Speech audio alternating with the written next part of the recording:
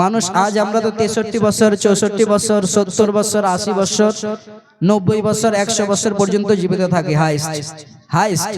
কিন্তু একজন ব্যক্তি এমন ছিল বাবা, আজ যদি আপনারা ভালো কাজ না করবেন তো কবু করতে পারবেন না। একজন বনি ইসরায়েলের কালে এমন একজন ব্যক্তি ছিল, যেই ব্যক্তি নাকি 1000 বছর পেয়েছিল, নিজের জীবন 1000 বছর পেয়েছিল। কত? এই বাচ্চারা বলবে না, আপনারা বলেন তো কত? 1000 বছর পেয়েছিলেন। 1000 মানে বুঝতে পারছেন, 100 200 300 4 5 6 7 8 9 10, 1000 বছর পেয়েছিল। এবার সেই আল্লাহর বান্দা যখন 1000 বছর পেয়েছে, আল্লাহ তাবারক ওয়া তাআলা কোনো মতো করে তার কাছে খবর দিয়েছে। সেই আল্লাহর বান্দা যখন হুকুম পেয়েছে, খবর পেয়েছে যে আমি 1000 বছর ধরে জীবিত থাকবো, সেই আল্লাহর বান্দা, বনি ইসরায়েলের কালের ঘটনা বলতেছি, সেই আল্লাহর বান্দা যেন কি করলো, ইবাদত করার জন্য যেতে লাগলো। ভাবলো যে এখন আমি ইবাদত করব, আল্লাহকে রাজি করব, শুধুমাত্র 1000 বছর পেয়েছি, এই নিয়ত নিয়ে যখন সে ইবাদত করার জন্য গেল, অপর দিক থেকে যেন শয়তান তার কাছে এসে উপস্থিত। শয়তান চলে এসেছে। যখন শয়তান এসেছে, আসার পরে যেন বলতে লেগেছে, ও আল্লাহর বান্দা শোনো শোনো, তোমাকে তো আল্লাহ তাআলা 1000 বছর দিয়েছে, তুমি কি করো? আল্লাহ তাআলা তো বড় রহমান, আল্লাহ তাআলা তো গফুরুর রহিম। আল্লাহ তাআলার কাছে হাজারো গুনাহ যদি করে যাও, যদি আল্লাহর কাছে নিজেকে নত করে একবার ক্ষমা চেয়ে নাও, তবে আল্লাহ তাআলা তোমার সমস্ত জীবনের গুনাহ মাফ করে দেবে। শয়তান চক্রান্তে ফাঁসাচ্ছে, বলছে আল্লাহর বান্দা তুমি 1000 বছর জীবিত থাকবা, তো 1000 বছর জীবিত থাকবা, তো এখনই তোমার নামাজ পড়ার কি দরকার? পড়বা। 1000 বছর আছে, তুমি লাস্টের দিকে করবা, শেষের দিকে করলেও তো আল্লাহ ক্ষমা করে দেবে। আজকে আমাদের খেয়াল এটা নেই। আজ আমাদের মেয়ে কেউ চিন্তা করছে যতদিন পর্যন্ত হজ করে আসবো না, নামাজ শুরু করব না। কেউ চিন্তা করছে যে যতদিন পর্যন্ত মেয়ের বিয়ে দেব না, দাড়ি আমি রাখবো না। আজ আলিমগুলো যে কথা বলছে সব উল্টা আমরা কাজ করতে রাজি আছি, আর সমস্ত কিছুর উল্টা কাজ আমরা করছি। বাবাজিরা আমার, সেই রূপ শয়তান গিয়ে সেই আল্লাহর বান্দাকে বলতে লাগলো, ও আল্লাহর বান্দা শোনো শোনো, আল্লাহ তাআলা তো তোমাকে 1000 বছর দিয়েছে, আল্লাহ তাআলা তো তোমাকে 1000 বছর দিয়েছে, তুমি এখন থেকে ইবাদত করছো কেন? শোনো গো, একটু শুনে নাও, তুমি কি করো? শেষের 100 বছর আল্লাহর ইবাদত করবা, তবে কি হবে? আল্লাহ তাবারক ওয়া তাআলা তোমার সমস্ত জীবনের গুনাহ মাফ করে দেবে। বলছে আল্লাহর বান্দা, তুমি শেষের দিকে শুধুমাত্র 100 বছর ইবাদত করবা, তো আল্লাহ তোমার গুনাহ মাফ করে দেবে। এবার আই আল্লাহর বান্দা যে 1000 বছর পেয়েছিল, শয়তান আসিয়া যেন বলতে লেগেছে, ওগো আল্লাহর বান্দা শোনো শোনো, আমি বলতে চাই যে তুমি 1000 বছর পেয়েছো, কি করবা? শেষের দিকে শেষের 100 বছর তুমি ইবাদত করবা, তবে আল্লাহ তাআলা তোমার সমস্ত গুনাহ মাফ করে দেবে। আল্লাহ আল্লাহ। এবার সেই আল্লাহর বান্দা যে 1000 বছর পেয়েছে, শয়তানের কথা অনুযায়ী সেই রূপ কাজ করতে লাগলো, অর্থাৎ গুনাহের কাজে মগ্ন হলো। এক এক করতে করতে সমস্ত গুনাহের কাজ করলো, জিনায় লিপ্ত থাকলো, এদিকে খানদানও তার হলো। কিন্তু হতে হতে একদা এমন চলে আসলো যে দেখতে দেখতে যেন 900 বছর পার হয়ে গিয়েছে। 1000 বছর পেয়েছিল, 900 বছর পার হয়ে গেল। তার বয়স যখন 900 বছর হলো, সেই ব্যক্তির মনে যেন খেয়াল আসলো যে আমি তো প্রথমে ইয়াকিন করেছিলাম যে শেষের 100 বছর আমি আল্লাহ তাবারক ওয়া তাআলার ইবাদত করব, শেষের 100 বছর আল্লাহকে রাজি করার জন্য ইবাদত করব। যখন তার খেয়াল এসেছে, সে আবার ইবাদত করার জন্য ওযু করেছে, ওযু করার পরে রেডি হয়েছে যে আল্লাহর ইবাদত করার জন্য যাব। এবার যখনই যাবে, আবার তৎক্ষণাৎ যেন শয়তান তার সামনে এসে উপস্থিত। এবার শয়তান সুন্দর মানুষের লিবাস পরে, বৃদ্ধ মানুষের রূপ ধারণ করে তার সামনে এসেছে। আসার পরে বলতে লেগেছে, ও আল্লাহর বান্দা শোনো শোনো, তোমাকে আমি প্রথমে বলেছিলাম তোমাকে আল্লাহ তাআলা 1000 বছর দিয়েছিল, 900 বছর পার হয়েছে আর 100 বছর আছে।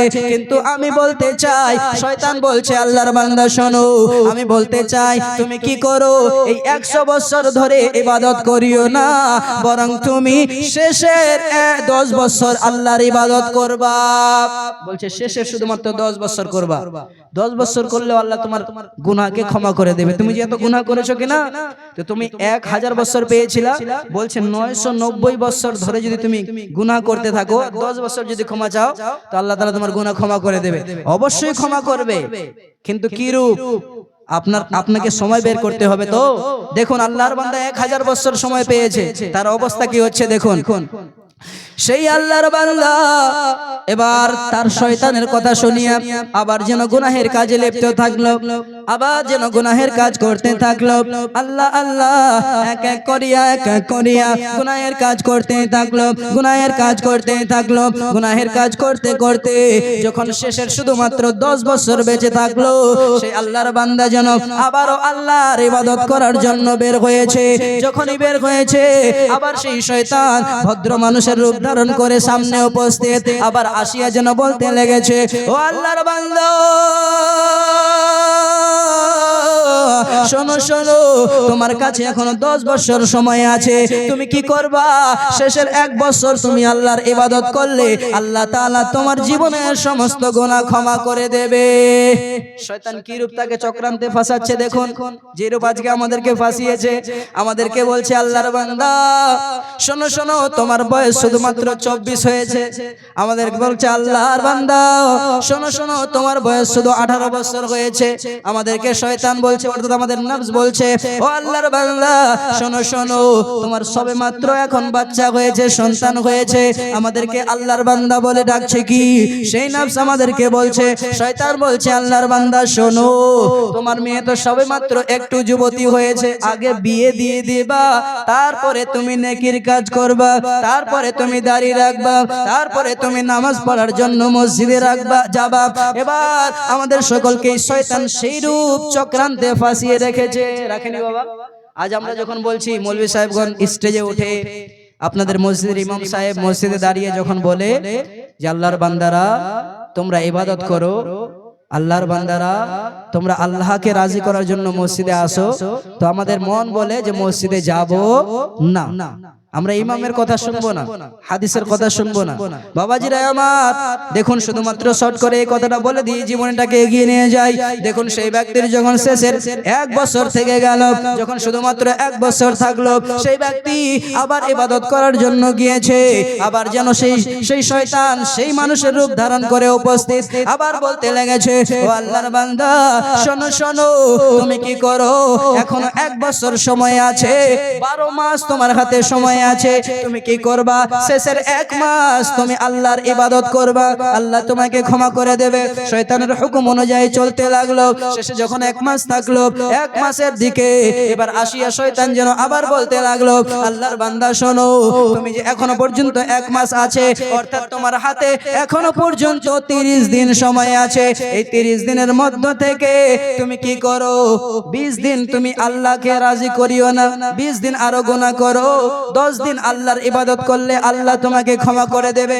এই রূপ করতে করতে করতে করতে যখন শেষে 1 দিন বেঁচে থাকলো, সেই সময় যেন সেই ব্যক্তি ইবাদত করার জন্য খেয়াল নিয়ে আসছে। সে ভাবছে শয়তান তো আমাকে বলেছে যে আল্লাহ তাবারক ওয়া তাআলার কাছে একবার ক্ষমা চাইলে ক্ষমা করে দেবে। যখন এই কথা চিন্তা করে, সেই ব্যক্তি যেন আল্লাহর ইবাদত করতে যাবে বলে ভাবছে, ভাবতে ভাবতে আবার যেন তার খেয়ালে চলে আসছে যে আমার আর একটু কাজ বাকি আছে, কাজটা করে নেই, তারপরে আমি ইবাদত করব। এই শেষের দিনে পৌঁছে গিয়েছে, 1000 বছর, তার মধ্যে থেকে শেষের দিন, সুবহানাল্লাহ, তার মধ্যে থেকে শেষের দিন। এবার শেষের দিনে পৌঁছে যাওয়ার পরেও সে কি বলছে যে আর একটু কাজ আছে করে নি, একটু কাজ আছে করে নি, একটু একটু করতে করতে সে মরেই গেল, কিন্তু তওবা করা তার আর নসিব হলো না। আল্লাহুস সামাদ। 1000 বছর পেয়েছিল, তাকে আল্লাহ তাআলা জানিয়ে দিয়েছিল যে তুমি 1000 বছর পাবা, তাও সে আল্লাহকে রাজি করতে পারলো না। হায় রে আল্লাহর বান্দা, আজ আমরা কোথায় আছি? আমরা জানি না যে আমরা কতদিন বেঁচে থাকবো। আল্লাহ তাআলা কোরআনের মধ্যে বলেছেন, কুল্লু নাফসিন যায়িকাতুল মাউত, নফসকে মরণের স্বাদ গ্রহণ করতে হবে, কিন্তু কখন এটা আল্লাহ তাআলা বলে দেননি। কিন্তু তার সত্ত্বেও হায় রে আল্লাহর বান্দা, আজকে আল্লাহর ভালোবাসা নিয়ে, নবীর